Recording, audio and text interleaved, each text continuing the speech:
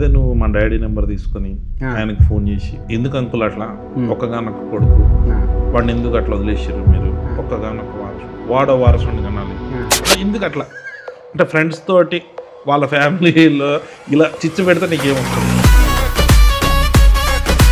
Friend మంచి కోరుకోవడం చిచ్చు అయితే నేను పెట్టిన చిచ్చే, సంతోషంగా ఉంచాలనుకోవడం చిచ్చు అయితే నేను పెట్టిన చిచ్చే.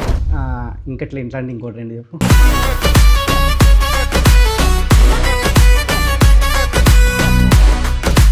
వాళ్ళు డైరెక్టర్ అవ్వాలని నేను కోరుకోవడం చిచ్చు అయితే చేసి నేను పెట్టేది. కళ్యాణ్ జీవితం బాగుండాలి అనుకోవడము చిచ్చు అయితే నేను పెట్టింది